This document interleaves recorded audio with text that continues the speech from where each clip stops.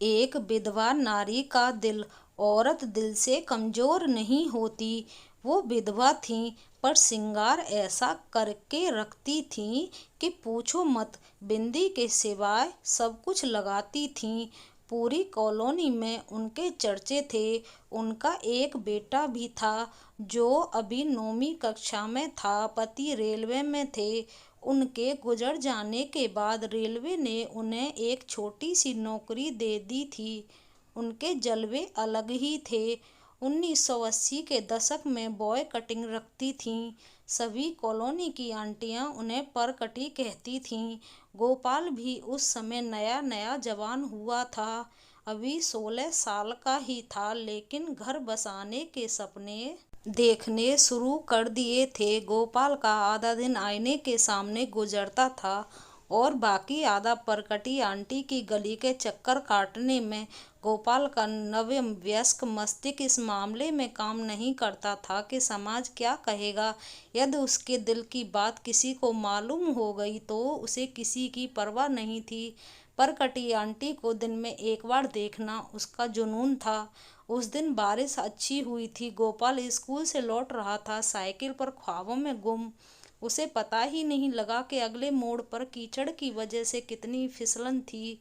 अगले ही क्षण जैसे ही वह अगले मोड़ पर मुड़ा, साइकिल फिसल गई और गोपाल नीचे। उसी वक्त सामने से आ रहे स्कूटर ने भी टक्कर मार दी। गोपाल का सर मानो खुल गया हो। खून का फव्वारा फूटा। गोपाल दर्द से ज्यादा इस घटना के झटके से स्तब्ध था। वह गुमसा हो गया। भीड़ में से कोई उसकी सहायता को आगे नहीं आ रहा था। खून लगातार बह रहा था।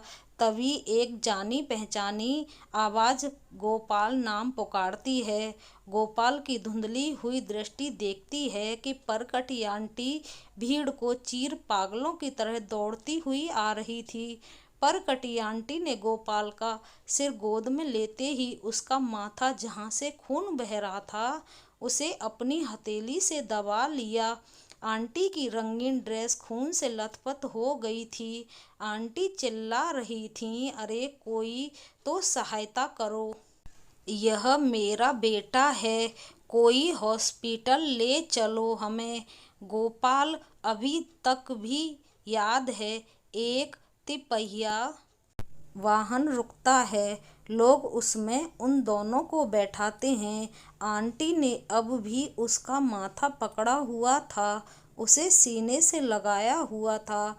गोपाल को टांके लगाकर घर भेज दिया जाता है। परकटी आंटी ही उसे रिक्शा में घर लेकर जाती हैं। गोपाल अब ठीक है, लेकिन एक पहेली उसे समझ नहीं आई कि उसकी वासना कहाँ लुप्त हो गई थी। जब परकटी आंटी ने उसे सीने से लगाया तो उसे ऐसा क्यों लगा कि उसकी माँ ने उसे गोद में ले लिया हो। वात्सल्य की भावना कहाँ से आई। उसका दृष्टिकोण कैसे एक क्षण में बदल गया। क्यों वह अब मातृत्व के शुद्ध भाव से परकटी आंटी को देखता। आज गोपाल एक रिटायर्ड अफसर है। समय बिताने के लिए कम्युनिटी पार्क में जाता है। वहां बैठा वो आज सुंदर औरतों को पार्क में व्यायाम करते देखकर मुस्कुराता है, क्योंकि उसने एक बड़ी पहेली बचपन में हल कर ली थी। वो आज जानता है, मानता है और कई लेख भी लिख चुका है कि महिलाओं का मूल भाव मातृत्व का है। वो चाहे कितनी भी अप्सरासी दिखे, दिल से हर महिला एक माँ है। वह माँ सिर्फ अपने बच्चे के लिए ही नहीं, वो हर एक लाचार में अपनी औलाद को देखती है। दुनिया के हर छोटे मोटे दुख को एक महिला 10 गुना महसूस करती है, क्योंकि वह स्वतः ही कल्पना कर बैठती है कि अगर यह मेरे बेटे या बेटी के साथ हो जाता तो। इस कल्पना मात्र से ही उसकी रूह सिहर उठती है। वो रो पड़ती है और दुनिया को लगता है कि महिला कमजोर है। गोपाल मुस्कुराता है, मन ही मन कहता है कि हे विश्व के भ्रमित मर्दों, औरत दिल से कमजोर नहीं होती, वो तो बस माँ होती है। दोस्तों, यह छोटी सी कहानी आपको पसंद आई हो तो हमें लाइक शेयर कमेंट ज़रूर करना। धन्यवाद।